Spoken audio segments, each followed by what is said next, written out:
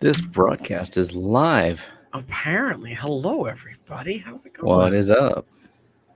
Look at all these people in the chats. Yeah, we had a decent amount of people waiting. I'm surprised. Nice. There were when I checked at like 8, there were like 3 people streaming. So I was like, "Uh-oh, what's gonna happen?" Oh, who else is streaming besides the Steam Fots? I think Metalhead was still live when I checked. Steamfot, and then oh God, what's it? Jason? I think it's Jason. I can't remember his name. There are people named Jason, yeah. What? I can't remember his name. Oh. I don't remember. It's a bigger person, but I don't watch everybody. I'm very selective, so sorry. Well, it's just there's not enough hours in the day, literally. No, there aren't, especially when I'm half asleep come 5 o'clock in the afternoon.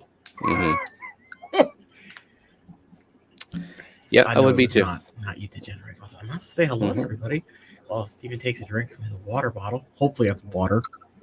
Yeah, totally. I mean, we had kids in high school that would use a water bottle and fill it with vodka. So that'd be a lot of freaking vodka for me.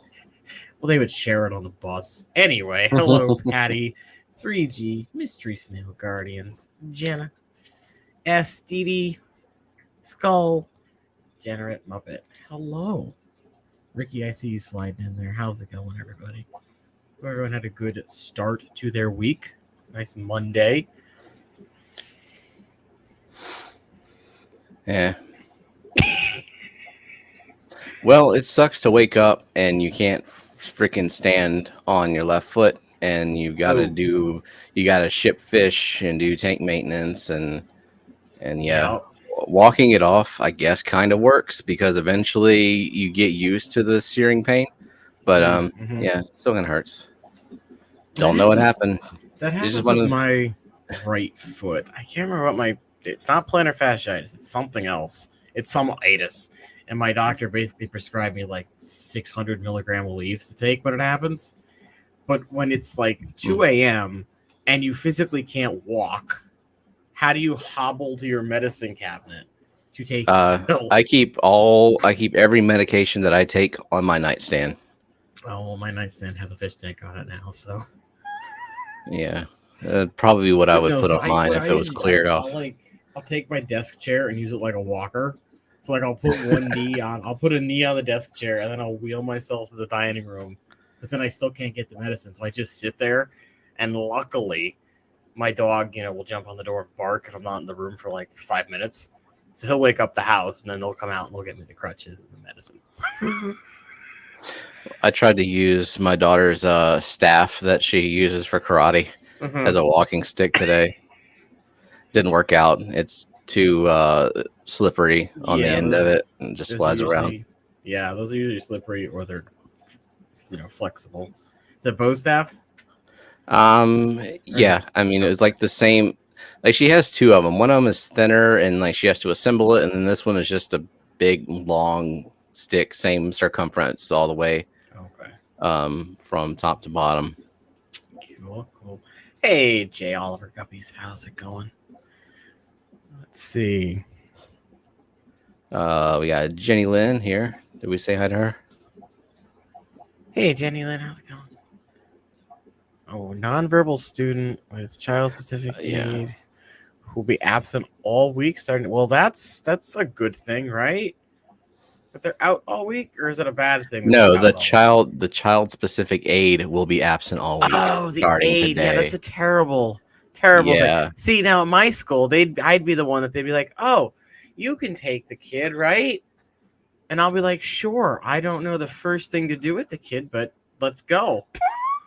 This one, anyone who takes him apparently just has to hold him down all day, otherwise he'll run. Yeah, I'm not trained in that at all, so I would tell my principal and vice principal, no, I am not going to do that.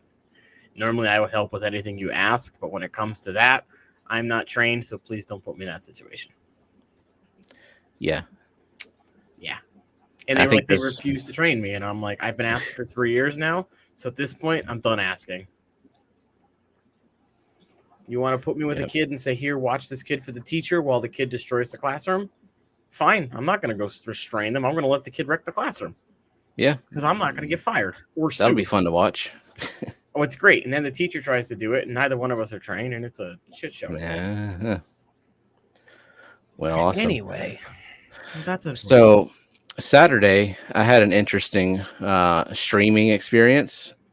I mean, the actual first stream went well, and then apparently OBS was like, "You got another stream coming up, and I'm just going to go ahead and start that for you."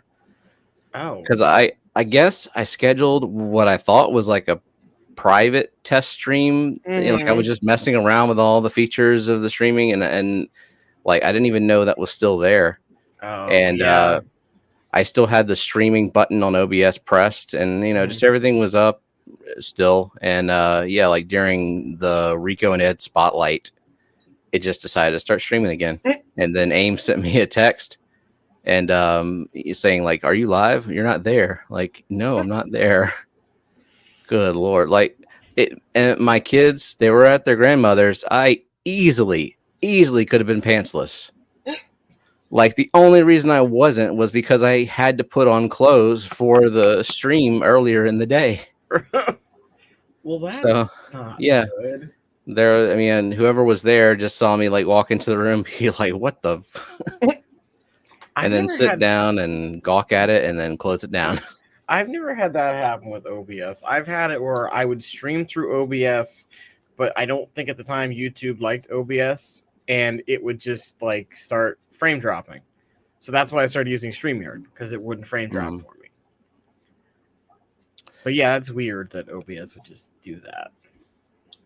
Yep, I mean it's a pretty handy tool. It's just it's just very easy to go live, like extremely easy to go live on OBS. I kind of wish it would be like, "Are you sure you want to go live?" And you press it a second time. It's because I've done that before when I'll be recording stuff for like screen caps or for videos, and I'll accidentally push live, and then I'm live on Twitch just talking to the camera about fish or something unrelated, and it's like, oh crap, I was live and not recording.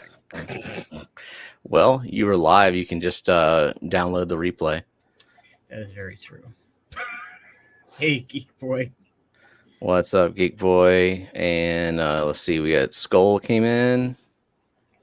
Oh, Amber, hello. Big City Beta, hello. Hey. I thought I saw you pop in there. Yeah. S said was creepy as hell. It could have been a whole lot creepier. It could have been a whole lot worse and channel taken down. Yeah, I took the green screen down, so it was just the bedroom. And what's funny is like it's still this tank, it's just farther away, but the green screen effect was still enabled, so it looked like a terrible, like barren tank with nothing. Yeah, that's unfortunate. Yeah. And then I tried to do a giveaway with the wheel using Nightbot, but apparently if you log into Nightbot midstream, Nightbot doesn't acknowledge that you have people in stream. That is weird.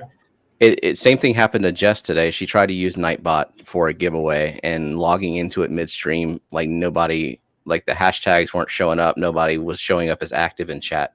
Same thing happened to me. Bizarre. I've never had that one happen before. That was my first time using Nightbot. I just assumed it was because I thought about it too late and logged in. Maybe. I mean, I'm logging into it right now. I mean, I see it's in the chat, so that might be different. I don't know. We'll see when people start talking since it's active to the users. But yeah, that is bizarre. Well, what is our topic again? People are popping up. Yeah. So, I don't know. Maybe Nightbot just didn't like to do it for some reason. Could be. I don't know. If that ever happens, I would say have it leave the channel and come back. That might, fix it. I've had to do that before. Also, if it's an unlisted or a private stream that people need a link to, Nightbot does not work. Oh, well, I wasn't doing that. Definitely public. Oh, Patty. We almost saw Steve. Yeah, because I just, I walk into my bedroom and I just pee. It's wherever. Okay, so we have a topic. It's called breeding. Yeah, fish breeding. Fish. Yeah, not just general breeding. General breeding. Well, oh look, thank you, S. Tell people to subscribe. I believe everybody here is subscribed to me already, but if you're not, shame on you. Now's your chance. Go do it. So what are you breeding in your fish room, house, whatever you have fish tanks in? So, I mean, the easiest one is the Rams. I think Ramshorn snails are easier than guppies at this point because as long as they're more than one in a tank and there's enough food, they just go gangbusters. With Ramshorn? Now, I thought Ramshorns, you don't even need more than one. You just need one, right? I think they're one of those snails. I know it's mystery snails need two, right? They need a male and female? I think so. I think Ramshorns might be the one that don't. Because I've heard of Ramshorns being a pest snail. Like, personally, I like Ramshorn snails. I like pond snails. To me, I don't like the look of, but I like the look of Ramshorns. Yeah. Ramshorns do not breed the same way in my water as pond snails do. Like, they're always out competed. You are correct. Ramshorns are an asexual reproducer. I know there's a couple snails that aren't, so I wasn't sure. All right, well, strike that off your list of things you're breeding. That's BS. That does not count. Some people buy them, so I mean, in fact, I bought mine because I didn't get them naturally. How did I? No, I bought Nerite snails. That's what I bought. I got all my Ramshorns from, I think it was plants. It was either Co-op plants or PetSmart plants. Even though they're called snail free, they're really not snail free. Yeah. Other than that, I've only successfully bred the guppies. Guppies. Yeah. Are you doing a specific line of guppies or just? Yes. What kind? They are a purple mosaic guppy, or purple blue mosaic guppy. Oh. So the tail fin is like a light sky blue, and then the dorsal area is like a deep purple. I need more blue and purple in my mutt mosh pit. Oh. I actually just sent, I would say, like 40 guppy culls to somebody who just wanted some free guppies, and I'm like, will you take my ugly ass wild type pattern and completely colorless females? Because I don't want them. I don't want to kill them either. So yeah, win-win. Like, I get rid of them and they don't have to die, at least not by my hand. I just throw all mine in a separate tank, and it's like, okay, have fun, go crazy. And I actually got some pretty cool patterns out of it. I had, they weren't snakeskin. They were like tiger guppies, I think is what they ended up being. Like, they had tiger stripe patterns to them. Okay. And they looked they were like a yellow tiger stripe, I think, like yellow with black tiger stripes. They wouldn't happen to be like the tiger antler type, huh? Like the kind that I was giving away? I didn't have any antlers. I looked it up one time. I mean, they're barely an antler. Like, they're definitely a hybrid, and they've got a lot of guppy in them. But they're commonly sold as antlers. Here, I can show you. Well, they were leopard guppies, is what they were. So they looked like, is this one? Because I remember Ed and I spent a couple hours looking at pictures. They had more, sort of the same pattern, but they had more guppy-ish tails to them. Oh, okay. Like the bigger guppy tail. Yeah, these have been bred to have longer tails as they get older, rather than the taller tails. I think this is a good picture. Yeah, I see them here, but because Ed, like I said, Ed and I spent forever looking at pictures of guppies and being like, okay, I think it's these, and then we finally figured it out. They were some type of a leopard guppy that just appeared. So yeah, they look like that. Oh, okay. But they had this kind of tail where it was a bigger tail like a regular guppy had, but it had this body pattern. Yeah, I think those. I think they call those cobra guppies. Maybe, yeah, that sounds right. Well, yeah, I just do the mutt breeding because I like all the different colors. Like, I think I would get bored if I had all the same guppy in one tank. But there is issues when you do the colony breeding and you don't like actively cull them out. You will end up getting a bunch of wild type patterns, and if you don't pay attention, you'll get overrun with them because the wild type patterns have that shorter tail. They swim a lot faster, the males at least, and so they're going to be the ones to impregnate the females the most. So they're going to get a lot of those genes. See, I check the tank like maybe once a month for what I need to cull, and the only thing I usually have to pull out is one orange colored guppy every now and then. But for the most part, they breed pretty true to what I wanted. That's good. Yeah, you got to get those oranges out, that dominant gene. Yeah, when the first time I saw that, I messaged Ed, and I'm like, oh no, I got an orange guppy. I got to get it out of here. I think the first time I saw it, I had like 12 males that were the orange one. And since I pulled all of them out, going on 2 years ago now, I'll see one every couple months now. So I'm assuming I got, for the most part, got it out of the tank. Yeah, I mean, it looks like if you're doing above 90%, then I would call that true. And I have added females. I added a couple new females at one point because I had a couple girls that were getting the bent spines. I wanted to pull them out, and I noticed I was getting a lot more males than females. So I was like, I would just get some genetic diversity in there because I didn't know how old or how long they'd been bred before I got them. These were my Thailand Guppies that I told the horror story of last week. Yeah. So I didn't know how long the guy had them and bred them. Shipped you some dead fish.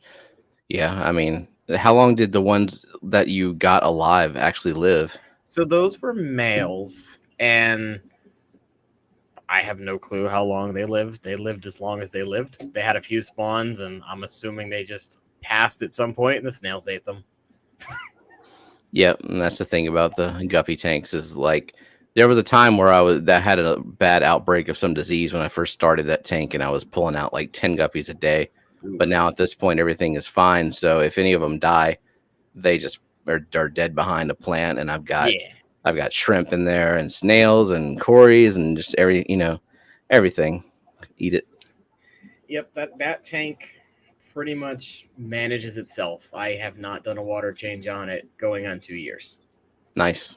And because of all the plants I have in it and all the floaters, the nitrates stay at like a constant 40 and don't go above or below. So I'm like, if it's stable and they're still breeding, I'm just going to leave it alone. So you're doing colony breeding then? You just have all the males and females together? Yeah. Cool. And then just like once a month, I'll take my big net and just kind of scoop them all into a 5-gallon bucket, sort through them. And do the cull outs and all that? Yeah. Pull what I don't want. Like if I notice a female or a male with like weird things, I'll pull them. I don't do a craziness like some people when like they drop the fry and they're looking at the fry like, okay, this guy's got a defect here. I got to pull him right away. I'm not that meticulous. Yeah, some people want to make sure that they like it's exactly what this bloodline's supposed to look like. And the couple people that I have sold them to have had several spawns now, and from what I've been told from like the 3 or 4 people that have told me, they come out looking purple in the tail or blue in the tail and then purple in the dorsal, which is what I was going for. So from what I've heard, they breed true, and I haven't heard any random colors. So yeah, I haven't added new blood to my colony in almost 2 years, but I just won a $25 get gills for Brienne. Oh, and she sells. She has mostly worms and stuff, but she also was selling snakeskin guppies. Mostly worms. Yeah, mostly worms. No, they don't have any worms in that household. No, only like all of them. You must be thinking of another household. Hey, Terry, Monster Fish Gal. Yeah, collaborate. Terry, my ears are ringing. Oh yeah, because we were talking about line breeding. You just got a new subscriber. Thank you, Amazon Aquatics. Pikachu, you can go away now. Go. Thank you. I didn't realize how big that was.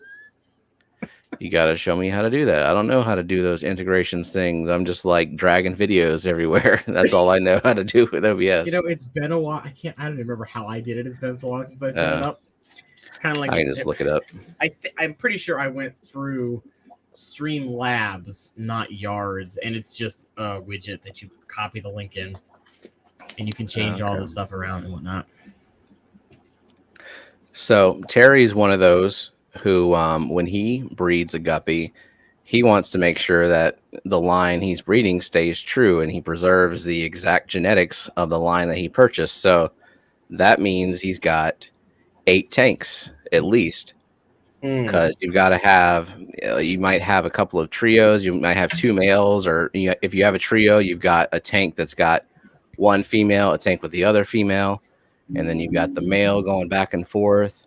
Because that way you can also make sure that you don't have a female that's like popping out random crap that's not as true as the other one. I thought about doing it that way. I just don't have the tank space. Yeah, me either. Going the old, here's a 20-gallon, just go crazy route for me worked. The colony breeding just worked easier for me. Yeah, a lot of people do that, and then the guppy snobs frown upon that because you're not doing your due diligence necessarily when preserving the line, just because you've got all kinds of females in there. You have no idea like who's responsible for the poor genetics if you have to keep culling. Yeah. I guess, but you could do a mix of both, couldn't you? I don't know. I don't care. I do the colony breeding. I just did it because I wanted to try it. And it was, this is an easy fish to breed. Oh yeah. Trying to think what my next breeding is gonna be. I want to try some kind of egg layer. I almost want to try Corey's, or if I had the tank and I could get it set up properly, I would love to try and breed the 2-spot catfish. Okay. But that one would require a lot of research and reading on my part, because the last time I looked into it, those are extremely difficult just because it hasn't been done a lot successfully. And I think it would be kind of a cool thing to try and tackle. Well, if you're coming from guppies, maybe try something that's just like slightly tougher. Just kind of build your way up there so you don't get discouraged.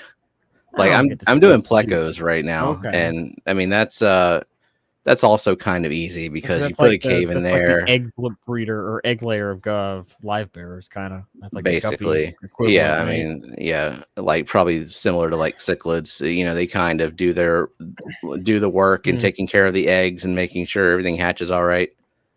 And then you just got to feed them all the time around the clock if you want to grow them all out. And don't make the mistake I did and leave the cave in the tank. Like, oh wait, this male will not stop. Geek Boy, I did try CBDs. Well, I have tried it. I didn't full commit to it, so I don't think I had the right setup for it. But I never had any success with them. I didn't have success with them or the Pseudomygills Illuminati that I tried. Didn't have success with them either. So what did you try when you were breeding the Pseudomygills? Like what kind of setup? I did 20-gallon, and I made sure whatever I looked at said they like a super low pH, like down near 5 or something. So when I was setting up the substrate, I put peat moss in the tank to lower my normal pH down even more, along with driftwood and stuff. I got the pH below 6. I'm not sure what I went down to super well. I didn't have a mop, so I just used a large moss thing instead of a mop. So I had like one Christmas moss ball that was going crazy, so I took it out of one tank and put it in there.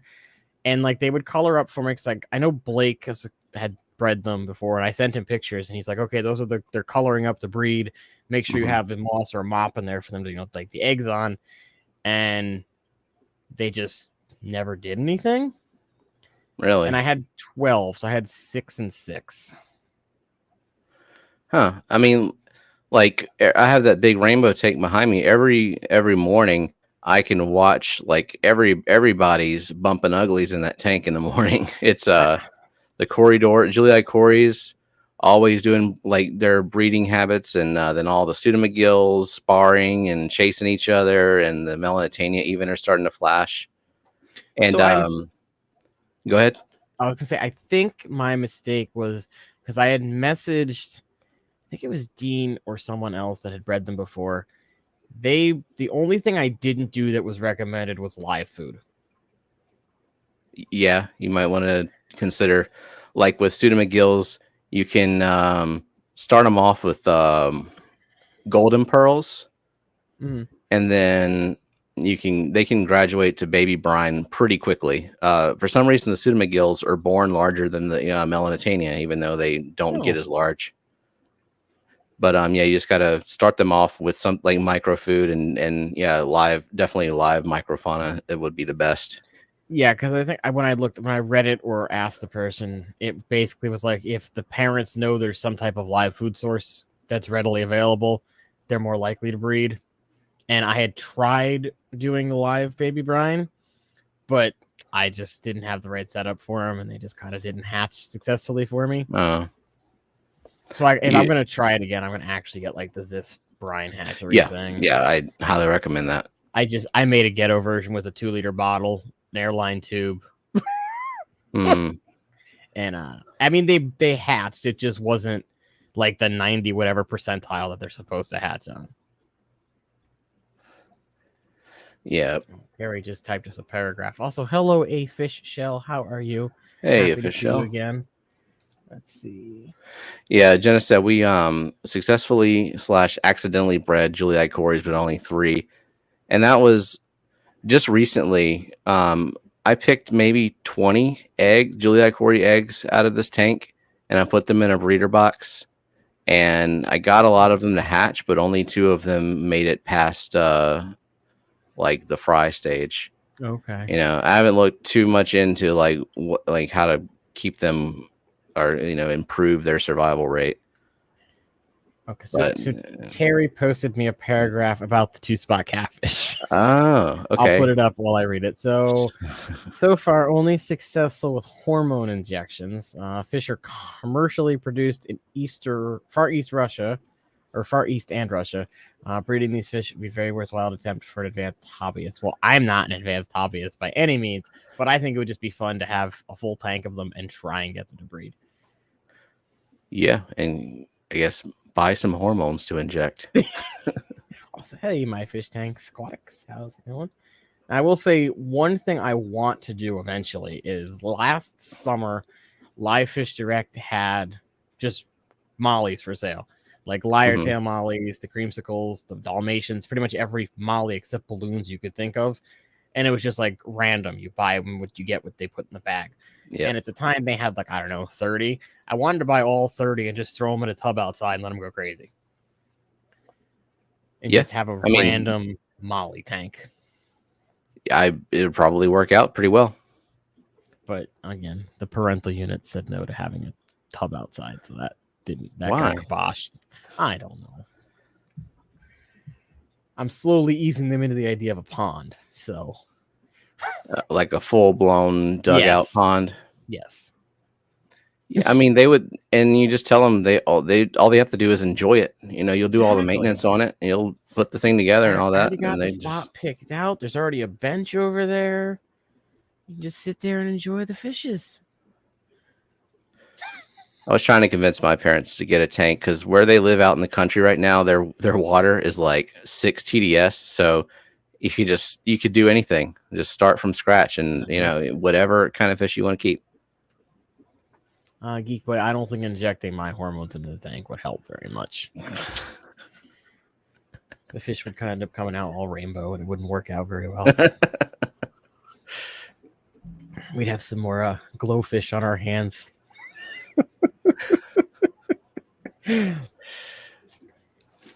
But I have had mollies breed. It wasn't intentional. I purchased 3 creamsicle mollies and then 3. They were called sunrise mollies. So the back end is black and then it progressively goes to orange in the front. And I think I did 2 females of each and 1 male of each.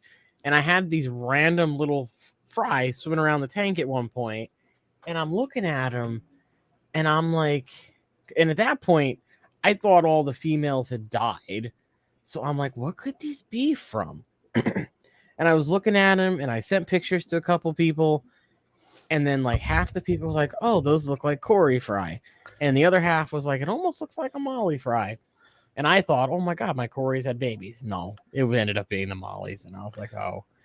Nobody knows what a fry looks like. It's a fry. That'll be my next live stream game. Look at this fry and tell me what it Identify. is. Is it a guppy? Is it a Pseudomygill? Is it a catfish? Is it an Oscar? Yeah. All of the And above. then I messed the last person I messaged was Dean, and he's like, "That's 100% a Molly fry." And I'm like, "Okay." And then sure as shit, at 6 months, I was like, "Oh, it's a Molly." Yeah, I mean, I would assume that Molly's breed kind of like is maybe not quite as prolifically, but as easily as guppies do. They're a lot more aggressive. Like they're more apt to go after their fry. No, the male is more aggressive. A fish shell, please stop all the spam. Yeah, the Molly male is way more aggressive than the guppy male, from what I've seen. As in, I've like seen the male forcibly go at the female. Yeah, was bad. What is a fish shell doing? Oh, I don't know. I'm wondering if their computer glitched out or something. Okay. I'm assuming they meant to say, "I don't know what Molly behavior is." Just a computer stutter. Maybe, yeah. So Molly behaviors, from what me seeing, it's basically the same thing as guppy. You know, male goes to female. Looks like when they refuel Air Force One mid-flight. Female swims away. Male still chases female. Yeah, it's like Air Force One kind of doesn't want to be refueled, so.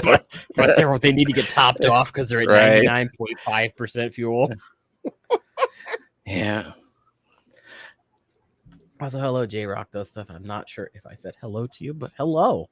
Yeah, and then my wife is like, "Hey, J Rock, we just booked our Disney trip," and Matt raises a solid point. Cancel the trip and save for a bigger house and more tanks, because or Disney World is a like half of a house down payment, and it's always going to be there. And I will also point out that the month after May, there is an event in June. I would imagine that money could be used on. And it's also in Florida? Yeah. So you could probably kill two birds with one stone if you waited a month. Yeah, I'm not going to want to go back to Orlando right after that. No, just do both at the same time. I mean, the price of our trip, it's like if you just every hour you pulled, for every hour on the hour, 24 hours a day, you just pulled out a $50 bill and just lit it on fire. And that's how much that trip is. Wow.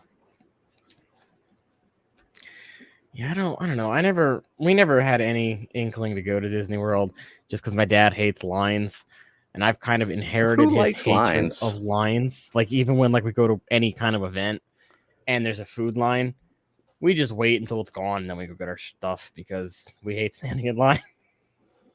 Well, one thing that Jenna does well is plan the trip. Like she has everything mapped out. She gets all the fast passes, but although they're doing away with fast passes and they're charging for them now. Oh, wow. But yeah, she does a good job planning it, and there's not as much waiting in line and dealing with the general BS of going to Disney without a plan. So there's at least that, because she respects the fact that I like just hate most of what Disney stands for and all that happens within its borders. And the only reason I would want to go there is for the Star Wars stuff. I think that would be the only thing that would draw me there, because I just watched the video today of someone building a lightsaber there, and I was like, this looks really freaking cool. Yeah, but you can do that as long as you get there early, and if you want to ride there's like 2 rides they have there. Oh, they're actual rides. Yeah, well, there's I don't know what it's called. She can say it in chat, but it's like hyper realistic, where you're like on a ship or something. There are stormtroopers and. Oh, is it the Millennium Falcon one? No, there's that one. That's Smuggler's Run, I think is what it's called. But then there's another one. Yeah, she'll say what it is. But it's like a fairly lengthy ride, but also because it's long and I guess it doesn't accommodate a lot of people and like everybody and their dog wants to ride it. Yeah, Rise of the Resistance. You have to like make a reservation at like 6 in the morning or something. Oh, and it's still not guaranteed. yeah. So yeah, I can't imagine people who are so into Star Wars and then they go there and they end up like not being able to get a pass for that ride. See, I would almost want to go to. If people always say Universal Studios or Disney, I kind of would want to just do Universal for Harry Potter versus Disney just to go for Star Wars, because that's literally the only reason I want to go to Disney is for the Star Wars crap. Because there's really nothing else down. I'm like, yay, it's Disney. I don't know. I love Disney, but like, I don't need to go to the parks to like Disney. Well, we know we still have young kids, so I go for them. She says she goes for them and for her. True. Yeah. But yeah, for real, it's an expensive trip, and she knows. I mean, she wants the house. She wants to go and I'm like, lady, you know what we make. Like you know our finances. Like my salary, your salary, our bills, all that. Oh well, it's fun. It's just very exhausting and expensive. Maybe someday I'll go, but I'll do what Ed does and go when it's middle of the school year. That's a good plan. Like my cousin, we should pull our kids out of school and do that. Just make sure it's not like a school vacation anywhere in the country. Mm-hmm. For sure. Disney is the only place. Oh, wait, well, that's kind of us. Except when we take a year off, we go do something, like go to a beach or something. I was also spoiled because we have two, amusement parks in my state within like an hour's drive of me. So I was just content going to the local amusement park. Like they have a water park there. They have coasters. They got the dinky stuff. They've got like a teacup ride. They've got everything. It's just miniaturized. And I was just always we'd go there in the summers, and I was just kind of content doing that. Never really asked to go to Disney. Yeah, but are you paying $9,000 to go? No. Then you're not experiencing the magic of setting a pile of cash on fire. It was probably at the most $50 for the family of 3, plus your food. So add a little more, but it was free soda because they had a deal with Pepsi, so it was free soda or free Pepsi products. Wow! Hey, freaky fish lady. And that is true. I also had a Six Flags in New Jersey and Massachusetts. So if I really wanted to go I had like 4 options to choose from within a couple hours of my house. So, what'll really top off this trip too is if we still have to wear a mask. And that's it next May. So it's iffy. I would hope not. I really hope stuff gets better by spring. I'm kind of wondering how Aquashell is going to be in terms of mask mandates versus who's actually going to listen. And I'm wondering how the Clash is going to be this weekend, but it's Pennsylvania, so I'm assuming none. Jason, anyone from Pennsylvania? I guess I could ask Susie, but yeah, like I'll bring them, but if I don't have to, I don't think I'll wear one. Maybe, I don't know. Like I didn't like at Aquashell. I was like, okay, I know all the people that are here have been vaccinated, at least that I was hanging out with, so I wasn't worried about it. But what was the mask rate there? Was it mostly people not wearing it? I would say it was 95% of the people didn't have them on. I thought about making a mask, like a merch item with my logo on it, and if I have to wear a mask, I'll put that on. Nice. So yeah, Jason. Other masks? Do we need masks in PA? Yeah, Genesis, I don't think Texas is going to be. No, I mean, they're not going to mandate it. No. And I mean, there's a mandate here in Louisiana, but like I just dropped off a fish shipment and like nobody was wearing a mask at all. I went to CVS Sunday night and it's posted on the door, face coverings required. Mm-hmm. I walk in, I'm the only person wearing one, including the employees. I'm like, why is your sign still on the door? When I went to Chicago and I stayed in that shitty room for an hour, it's posted on their front door that says 1 person in the office at a time, face coverings required. I walk in, she's like, why is everybody waiting outside? I'm like, because the sign on your front door says They don't like even know their own person at a policy. time. She's like, really? That's still up? I'm like, yeah. We got Rocco just stopped by, and Hey, Rocco. Nightbot just made the chat jump. Good job, Nightbot. Hey, Shannon, how's it going? Shanna, yeah. Monster Fish Scout, if I missed you, I'm sorry. I think I said hi. Yeah, I don't just know. In case. Hello. See, that's another reason I need Nightbot, just to like see. You can just sort of like check off when you say hi to somebody on the active chatters. But yeah, I'll bring one just in case I need it. But I am vaxxed, so I don't think I'll need it, but you never know. Yeah, I have one as backup. I would rather not have to wear it and just, I don't know, the beard gets sweaty. Yeah, I think it was the week after we left Chicago was when they instituted mandates again. So we kind of lucked out. Well, I could say some stuff about that, but let's. What other stuff do you breed, besides the guppies or plecos, or have you attempted to breed?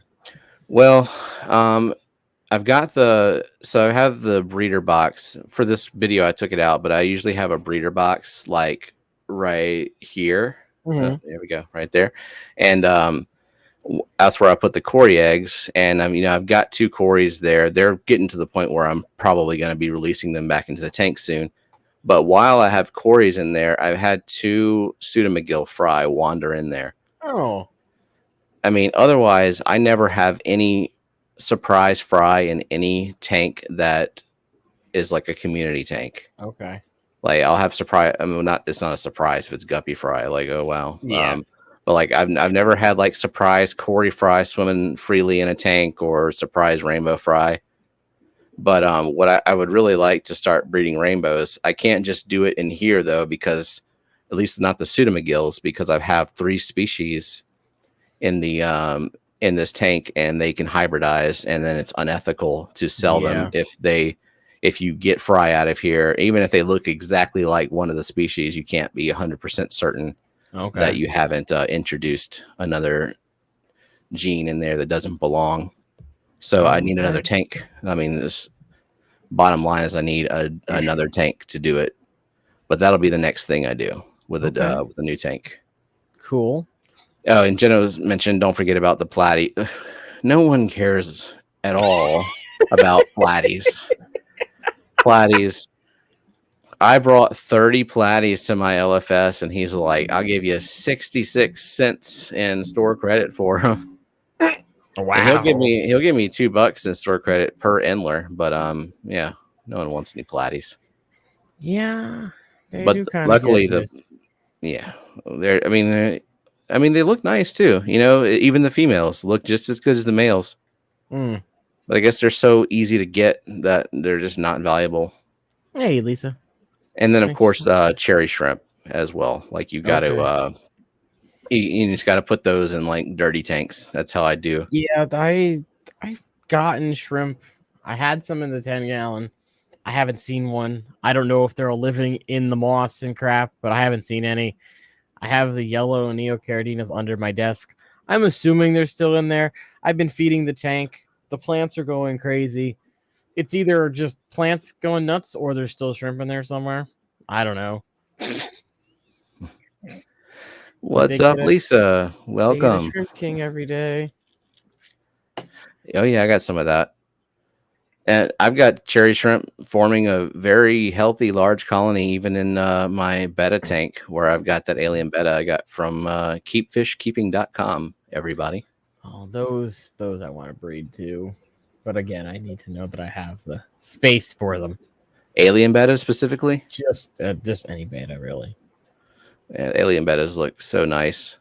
Just like such a deep blue color. But yeah, it's a really chill Betta. He doesn't care about tank mates at all. I've got some killifish in there that I'm just waiting to die so I can put something else in there. And a bunch of cherry shrimp and a whole bunch of Corydoras, the pygmies and the habrosis. It's a pretty big tank for a Betta. It's like 16-gallon tank. Okay. Hey, GRB. How's it going down in Australia? GRB, what's up? And Jeremy, hello. Oh, you triggered the Nightbot. I did. You mentioned betas, and I was like, oh, we have a command for that. Let's just post it in the chat. Exclamation bettas.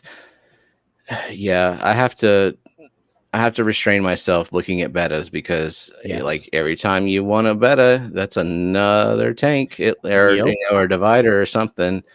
And I've got too many things in the back of my mind that I want to work on or breed. And, like it's very easy to set up a rack and then be like, I want 20 Nothing betas. but betas. Yeah, I've got to be careful too, because every time I go on their website, I'm like, ooh, that's a pretty fish. Ooh, that's pretty too. Next thing you know, there's like 6 of them in my cart, and I'm like, well, I don't have any tanks. So these things have to go bye. Well, then you've got to build the same kind of rack system that John and Lisa have, where they can store like 400 of them at once. And then that's your life from now on is changing water in betta squares or whatever, the betta cubes. I mean, at least she has an army of kids that can help sometimes. Do they help though? Do they help you, Lisa? I think the youngest one helps. I believe. There will be 6 in your car on Sunday. Are you adopting 6 bettas at Keystone? There will be 6 in my car on Sunday. Yes, I am. She asked me if I would take care of some of her I think she said fin nippers, and one has a tumor, and she's like, can you take care of these guys for me? The undesirables. Sure. Well, just ones that aren't healthy enough to sell, and she wants me to go to a home that'll take care of them and spoil the crap out of them. So yes, I shall be adopting 6. Well, there you go. 6 tanks. Or are you going to do dividers? I already have the tanks ready to go. Cool. Yeah, with me, then if it's another tank, and then that means more plants, because I can't not have a planted tank. Yeah. Got to have the live plants, and then it's got to be maxed out live plants. That's the other problem with breeding. I love the plants, but then when you try to get the fish out of the tank, it's a pain in the butt, because my net is now coated in moss. Oh no, I've uprooted all these stem plants. Yep, just depends on how desperate you are to get them out. I think we talked about this last week, where I damn near destroyed my 40-gallon just trying to get those stupid giant slimy algae eaters out of there. They are fast and they are clever. They are. I remember, like I said, I had to get one out of my 20-gallon, and it was just leave the net in overnight and hope the damn thing goes in it. Yeah, see, she says no help. CJ helps when she has to travel, no consistent help. Because you can't get a teenager to do consistent work for you. I mean, if I was getting paid, I would have done consistent work for my folks. You want me to change water in 400 beta tanks? That'll be $1 a tank. Once a week. That's some good money there. Any questions about breeding and whatnot in the chat? Yeah, because we're expert breeders here. We've bred so many things. Breeders, yes. Yeah, I've got a 5% hatch rate or a survival rate with Corey Doris. How do you like that? I think I can do good with the rainbows, though. I need the dedicated space for it, and I really want to do it because, especially with Pseudomygills, they don't live like Melanitania. They live like a freaking decade, but a Pseudomygill, from what I read, it's like a year to 18 months. I have one in here that's like going to be 2 years old. So, I don't, the internet for what it's worth, but still, like a lot of people who keep them actively breed them. And I think I could probably make some decent money if I get a nice spawn of the Pseudomygill Gertrude. Mm-hmm.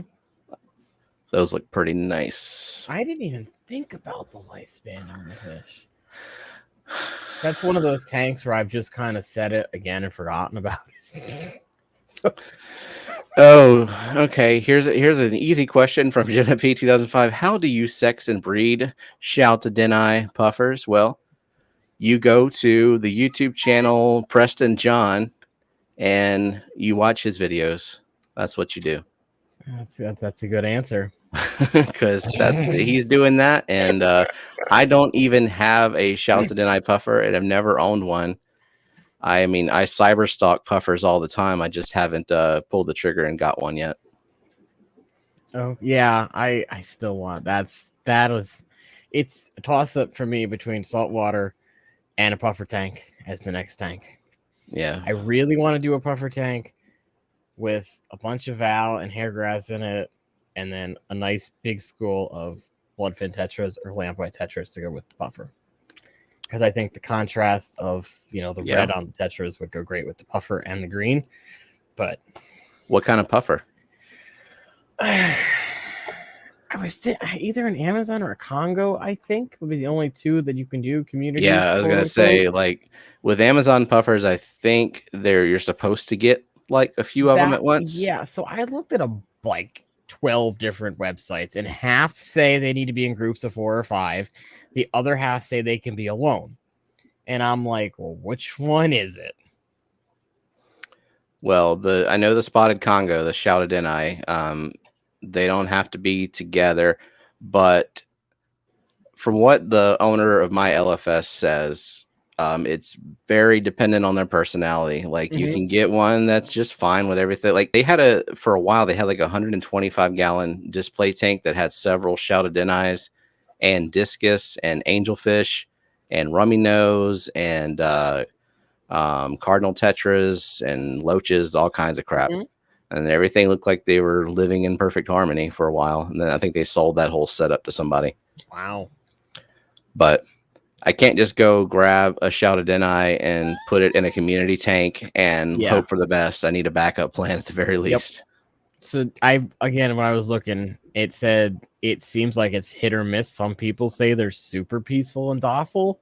Other people say they're jerks that will eat anything. So to me, that's like a betta fish. Some betta fish you're going to are going to be super passive, not give 2 craps.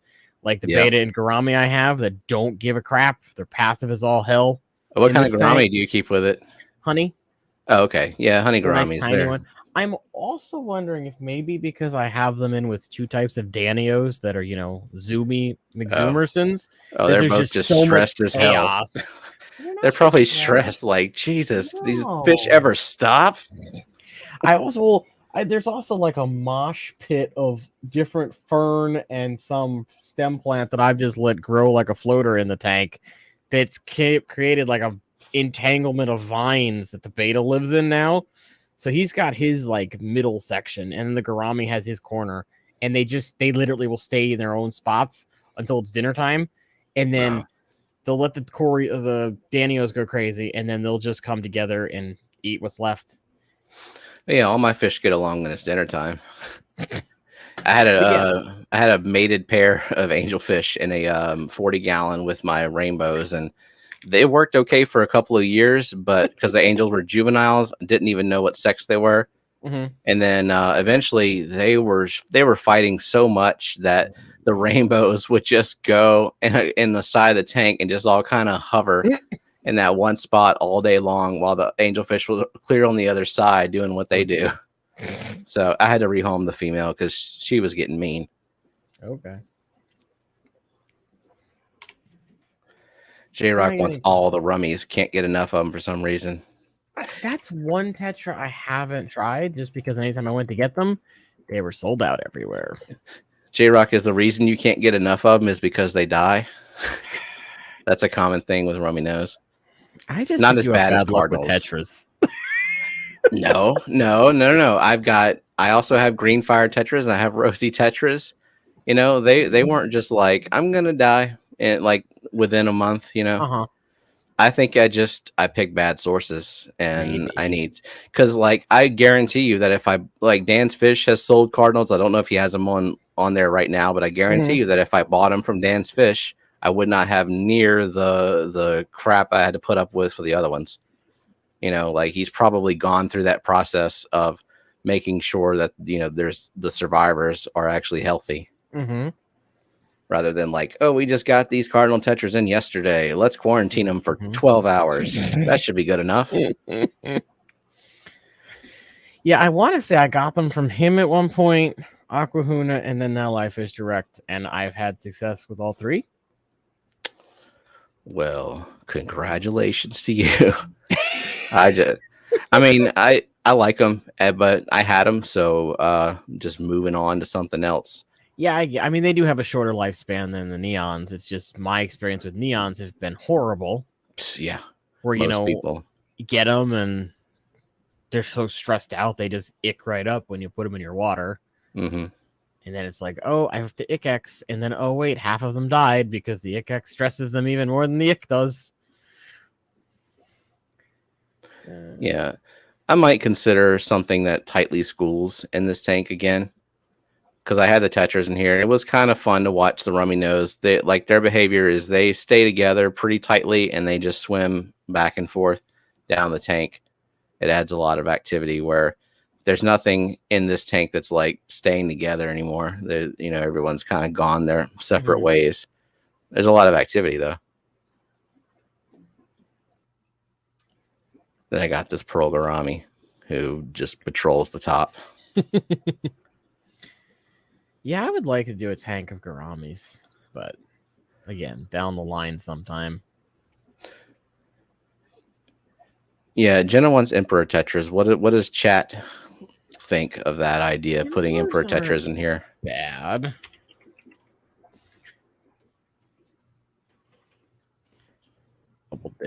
There's so many Tetras. I just have to look at a picture real quick. I just put Empower instead of Emperor. Well, that should be good enough for autocorrect. Okay, so, yeah. If you get a nice purpley one, maybe. Are you seeing like the best example possible in the entire world of Emperor I'm just looking Tetra? at whatever Google image has on it. Like some of them look like they're slightly more like grayish beige, and then some just look like nice and purple. Yeah. Like which image is accurate, and who is like up the saturation on it? Yeah, they've got black Emperor Tetras, which just to me look like a deep purple glowfish. Yep. Some of them have more prominent black bands, and some of them have more blue than purple. But I mean, yeah, she has a good point. Like something bluish purple in here wouldn't be bad. I want to try either penguin Tetras or candy cane Tetras at some point. Jenna gets no fish until the new house. Yeah, candy cane Tetras. They look a lot like the rosy Tetras that I have, and once they get big, they're really cool. Yeah. But I think the 90 Surfays are still by far my favorite Tetra, just because I've had them since I was a child. Yeah. And I think blood fins are probably my second favorite now. Just because I like that pop of red on their fins. Blood fin. Tetra. Oh yeah, those look cool. You ever seen a green fire Tetra? I have. I think so. They look very similar to the green fire Tetra. They just there's green on the green fire. Yes. But yeah, I got some of those in my daughter's tank.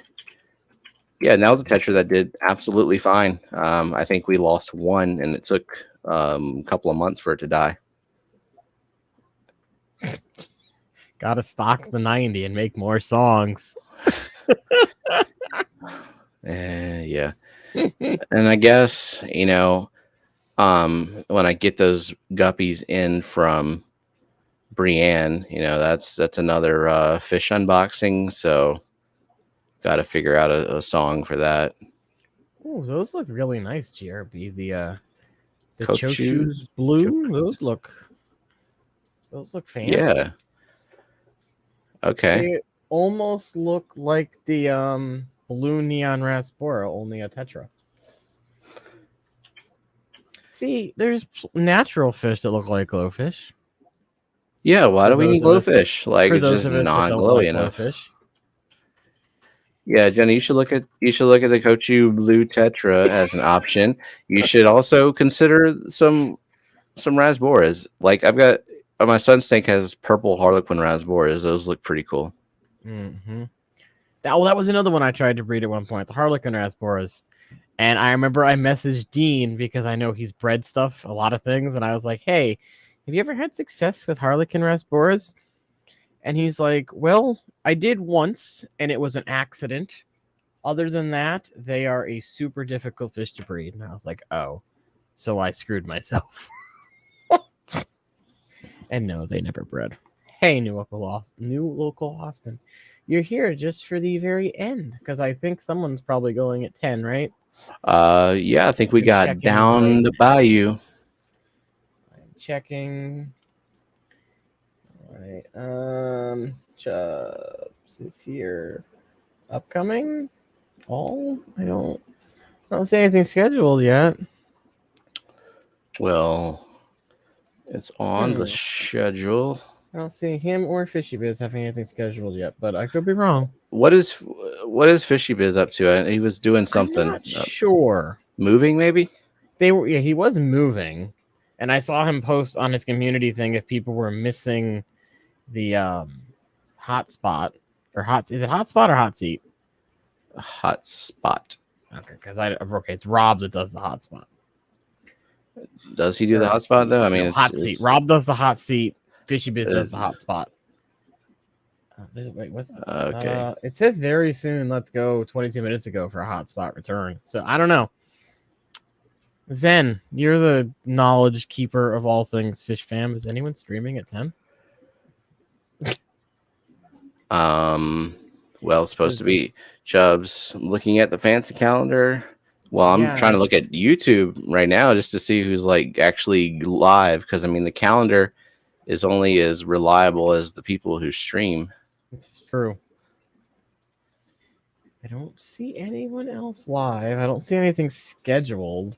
But again, I'm not subbed to everybody, so S says no one is scheduled. Huh. All right, Terry, you're up. Terry might have to work. How's it going? You see, Zinger wandered in here. I guess Steenbob has ended. Nice.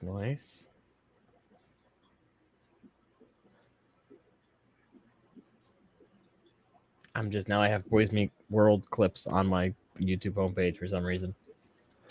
And Patty says, Chubbs, MIA. Speaking of MIA, have we figured out where Vinny has been? Oh, yeah, I have not. Because he did not show up on Saturday, and I think Patty was like trying to get in touch with him, and don't know if anyone's had any luck, at least like sign of life. I only live 45 minutes from the guy, but I don't know where exactly he is in Stanford. So Xanadu.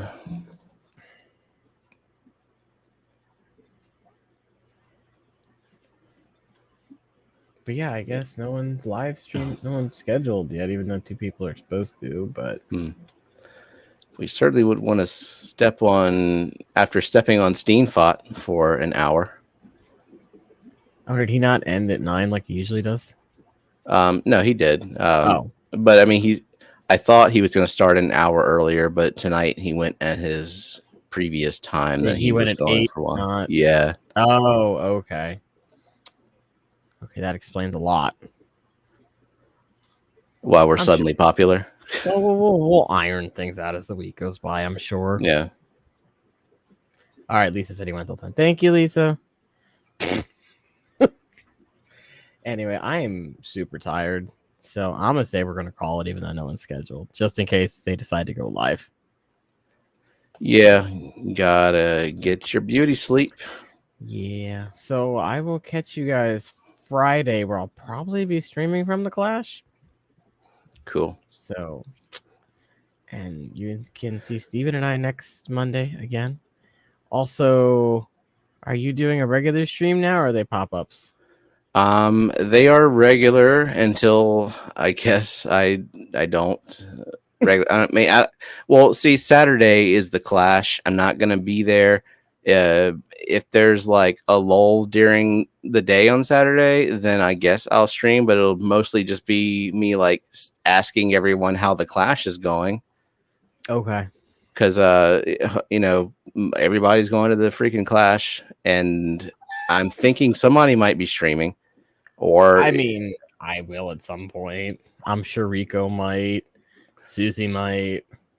or if nobody is, I mean, I can use StreamYard and just let somebody come up on panel from the Clash if there's something to show, but maybe not worth doing a whole stream. I don't know. We'll see. I mean, I reserve the right to cancel it up to a minute before it starts, or 5 minutes into it if somebody decides to start streaming from the Clash. I want to say the Clash starts early in the morning, like at 9 or 10. So yeah, we might be all streamed out by 3. Could be, but I think some of those auctions start in the afternoon, though, right? Yeah, maybe. I think so. I know the Sunday one is at 11, but I don't know if anyone's actually going to go. Yeah. Anyway, I'm gonna say goodnight, y'all, and we'll see you next week or at some point during the week. Oh, Thursday, I'll be on Susan's stream at 5 Eastern, I believe is the time. So I'll see you guys there. Oh yeah, and I will be. I'm actually going to be on Susan's on the 7th of October. Cool. So was it? So it's you Thursday. Is it Ed the following week? It's supposed to be Ed the following week, but Ed doesn't know his schedule yet, so it should be me, Ed, then you, right? Yeah, I think that's the plan. All right. Well, hopefully that happens. Hey, Crystal, we're just getting ready to head out. But thank you for stopping by. And Susan, hello and goodbye. Hi, Susan. I'm Hi, sorry, Crystal. Patty, but I got to go to bed. We did our Enjoy the hour. replay. I'll see y'all later. Goodbye. Bye.